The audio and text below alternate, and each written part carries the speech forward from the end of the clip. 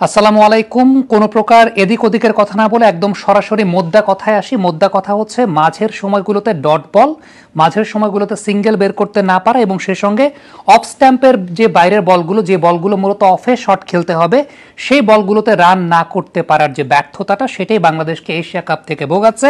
এই ম্যাচেও একদম স্পষ্টভাবে দৃশ্যমান। আমি একেবারে শুরুতে জাকের আলী অনেকের আউটটা নিয়ে কথা বলতে চাই। যে আউটটা তিনি হয়েছেন, এটা পুল করার বল না, এটা কাট কিংবা আপার কাট করার বল, কিংবা জোরের সঙ্গে স্ল্যাশ করে ব্যাকওয়ার্ড পয়েন্ট দিয়ে বের করে দেওয়ার বল। এই বলটা লেগ সাইডে টেনে পুল করার বল না। আপনি যদি মুখস্থ শুধুমাত্র লেগ সাইডে শট খেলেন, তাইলে ইন্টারন্যাশনাল ক্রিকেটে আপনি বেশি দিন সার্ভাইভ আসলে করতে পারবেন না। আমি একদম জাকের আলী অনেকের যে পয়েন্টগুলোতে তিনি ডিসিভড হয়েছেন, প্রত্যেকটা বল টু বল ডট বলগুলো যদি আপনাদেরকে দেখাই, খেয়াল করে দেখেন, প্রত্যেকটা বলই এমন বল যে বলগুলো আসলে বাইরে বের হয়, একদম কমন প্যাটার্নে অফ স্ট্যাম্পের বাইরে। যদি লাইনে থাকে সেটা অফ স্ট্যাম্পের বাইরে বেরোচ্ছে, যেগুলো আপনাকে অফ সাইডে স্কোয়ার ড্রাইভ করতে হবে, অথবা কাট করতে হবে, অথবা ড্রাইভ করতে হবে অফ সাইডে, সেই ধরনের বলগুলো।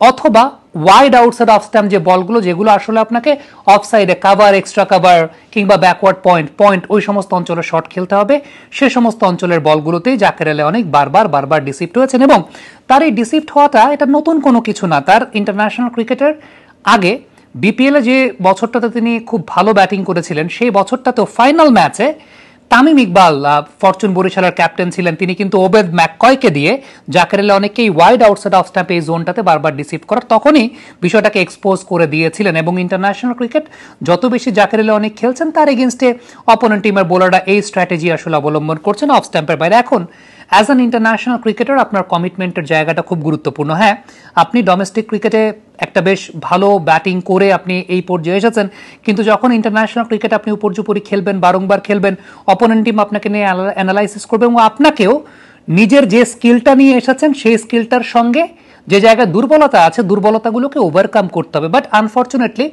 জাকের আলী অনেক তার এই দুর্বলতার জায়গাগুলো ওভারকাম করতে পারেন নাই।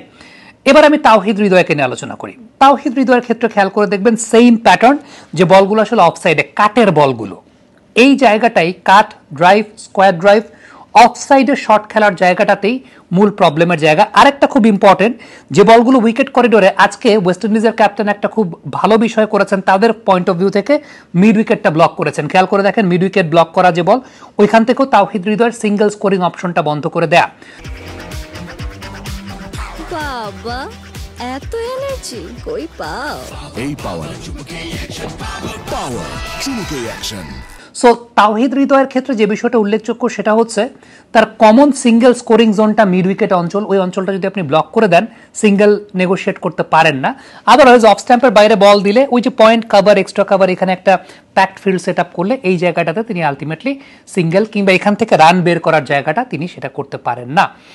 এবং টু বি ভেরি স্পেসিফিক, যে একটা সময় তাওহিদের গো অন শট ছিল সুইপ শট, এখন সুইপ শটেও প্রোডাক্টিভিটি খুব বেশি জেনারেট করতে পারছেন না, হুইপ শটেও খুব বেশি প্রোডাক্টিভিটি জেনারেট করতে পারছেন না। আর অফ স্ট্যাম্পের বাইরে যখন বল দেওয়া হবে, যেই বলের যে মেরিট অফ সাইডে শট খেলতে হবে, ওই জায়গাটা করতে পারেন নাই।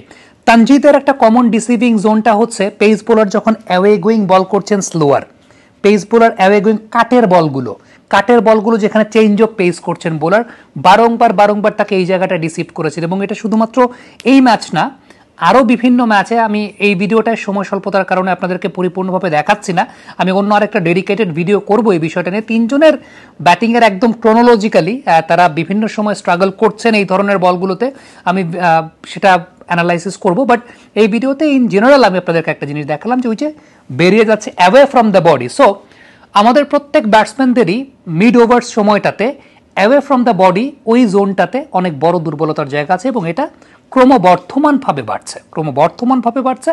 এবং এই কারণেই আপনি এই ধরনের উইকেটে 150 চেস করতে পারবেন না ইন্টারন্যাশনাল ক্রিকেটে। This is very much disappointing, very disappointing.